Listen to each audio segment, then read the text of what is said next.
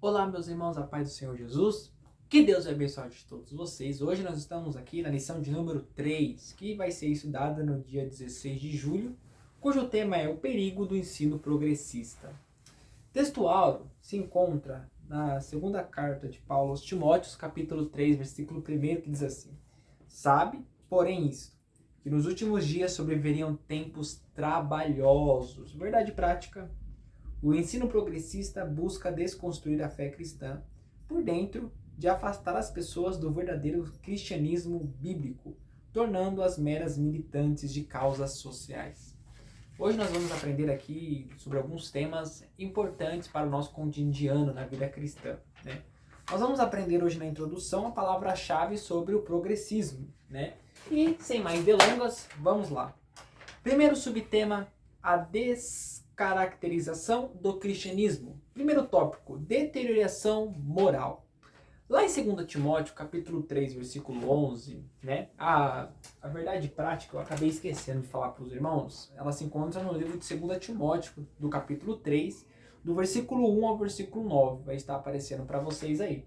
E enquanto os irmãos vão acompanhando a leitura, o apóstolo Paulo, no capítulo 3, versículo 1 da segunda carta aos Timóteos, ele apresenta que são tempos difíceis. E eu anotei alguns tópicos do porquê são tempos difíceis, né? Primeiro, são tempos difíceis para nós, porque nós andamos na contramão do mundo. Nós temos uma maneira de viver e de seguir diferente, porque o mundo segue os seus próprios deleites, mas nós seguimos a palavra de Deus. São tempos difíceis porque nós andamos na contramão do mundo. Lá em primeira carta de Pedro, capítulo 1, versículo 15. Segundo, nossa base é a palavra. Se no primeiro tópico nós andamos na contramão do mundo, significa que nós temos um caminho, nós temos um alvo. E esse alvo é pela palavra. E a palavra nos apresenta, lá em João 14, que Jesus é o caminho, a verdade e a vida. Tá bom? Então nós andamos na contramão do mundo e nossa base é a palavra de Deus. Segundo tópico, a erosão da ortodoxia.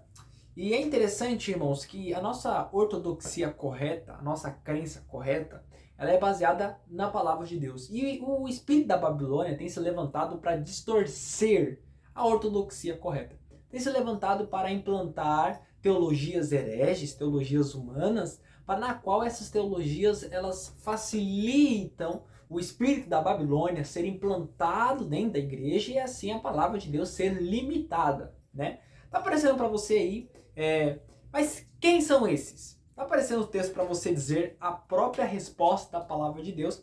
O que é que eles pregam?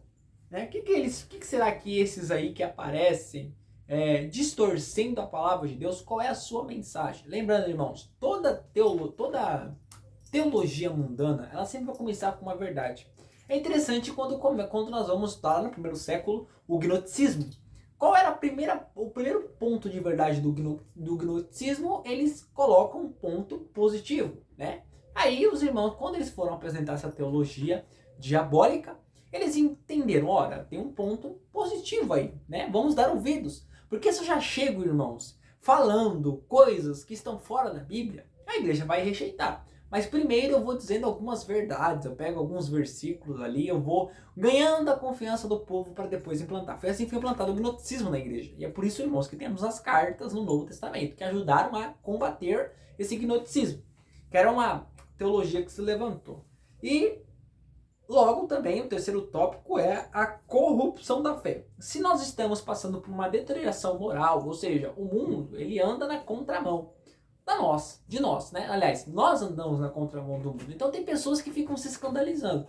Meu Deus, como o mundo tá terrível, como as coisas estão difíceis. Meu Deus, como os tempos estão complicados, como a iniquidade está se aumentando, como as provas estão se multiplicando. Não, o mundo já é do maligno, né? E eles estão numa deterioração moral da sociedade. Ou seja, hoje o certo é errado. E o errado hoje é correto. Hoje, a moral do ser humano está sendo cada vez mais destruída. E eles estão influenciando também na nossa ortodoxia. Então, fazendo uma corrupção da fé, no terceiro tópico. Ação do herege. Está aparecendo para você dois textos sobre a ação dos hereges. O que que eles fazem? Irmãos, se nós demos espaço para nós, demos espaço nos nossos altares para a ministração de mensagens de heresia, é como se nós estivéssemos dando uma comida envenenada para nosso povo. Se nós comermos uma comida contaminada ou envenenada, nós vamos sofrer graves consequências por ingerir aquele alimento. Assim é a igreja que ingere uma heresia. Mas Deus ainda é mais, nós vamos aprender aqui a como combater. Segundo subtema, as teorias progressistas. Primeiro tópico, desconstrução da Bíblia. Irmãos, eles estão tentando implantar alguns tópicos. Primeiro, eles tentam implantar, destruindo o caráter da Bíblia, o antropocentrismo. Eles colocam o homem no centro. Nós estamos passando por um tempo, irmãos, onde nós temos muito coach gospel, né? Pregadores coaches, mensagens motivacionais, aonde a mensagem ela é totalmente focada no ego do homem. Nós estamos também no mundo das músicas, louvores que são antropocêntricos, louvores que só falam do homem. O homem é isso, o homem é aquilo, o homem é... Não, se o louvor ele é para Deus, quem mais tem que ser falado no louvor é Deus. Irmãos, quando eu abro espaço para coaches gospel, para mensagens motivacionais, para louvores antropocêntricos, eu estou criando um grande buraco espiritual na minha igreja. Porque aí eu vou criar aquele termo que eu usei no último vídeo, uma igreja inchada. Eu vou inchar o ego do ser humano. Eles tentam também implantar a desconstrução da família. Não se prega mais sobre que a família é o bem de Deus, sobre os laços e os relacionamentos familiares. Também tentam tirar a nossa fé. Eles tentam implantar o ego, ou seja, eles tentam inflamar o seu ego. Eles tentam desconstruir a sua, caracterizar ou descaracterizar a sua base familiar e também tentam afetar a sua fé. Segundo tópico, o teísmo aberto. Esse teísmo aberto, irmãos, ele é caracterizado em alguns... Eles costumam dizer, né? Deus é limitado. Deus não é absoluto. Ele não o espírito, céu, o inferno, essas coisas não existem. Eles tentam... Tem uns aí, irmãos, que eles tentam... Como explicar? Eles tentam dizer assim, que a Bíblia só seria um livro perfeito se nós tirássemos os milagres e as coisas espirituais. Por ter coisas espirituais, falando de céu, falando de inferno, falando de milagre, falando de coisas espirituais, a Bíblia é um livro que não é um livro verídico, não é um livro verdadeiro. Eles tentam invalidar a palavra de Deus.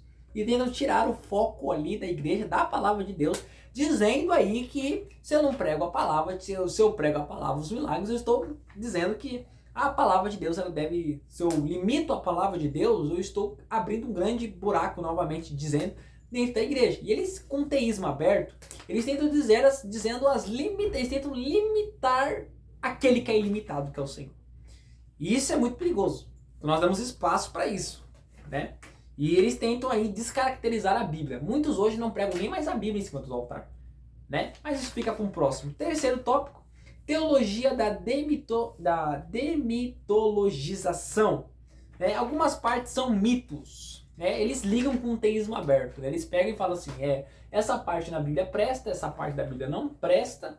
E eles vão dizendo mais, né? Aqui é fantasia, aqui é real, aqui não existiu, aqui é real, aqui foi um fruto da imaginação, isso pode, isso não pode. Irmãos, a palavra de Gênesis a Apocalipse é fruto de inspiração divina. A Bíblia completa, interpreta e auxilia a própria Bíblia. A Bíblia interpreta a própria palavra. A palavra de Deus interpreta só a própria palavra de Deus. Está com dúvida em algum texto?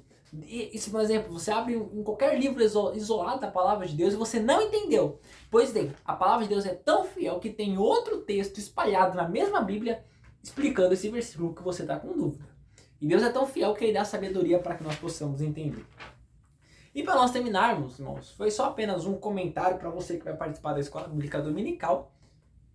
Terceiro subtema, refutando o ensino progressista.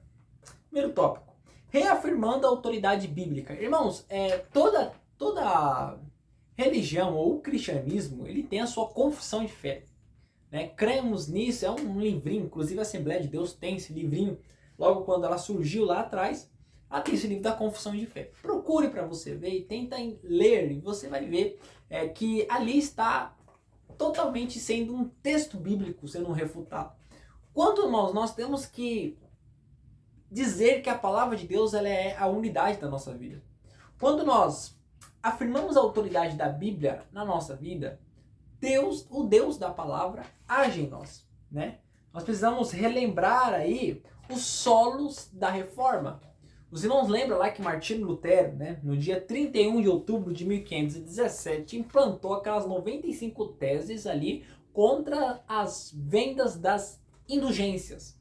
E é interessante que ele apresenta 5 solos, né, através da reforma.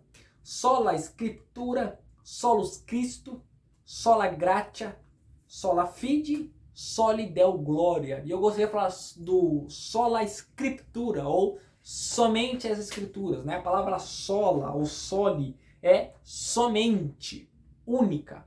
Sola Scriptura, somente a palavra de Deus. E nada mais. Não pregou Bíblia, não é Deus. Pregou a palavra de Deus, somente a Escritura. A Escritura ela é a única base, irmãos, que afirma a autoridade divina. É a única representatividade de Deus em escritos. Esses livros aqui, se eles não tiverem sido baseados na palavra de Deus, não tem proveito. Se o livro baseado na palavra de Deus, o livro baseado na palavra de Deus é proveitoso. O livro que não é baseado na palavra de Deus não serve para engrandecimento da vida espiritual.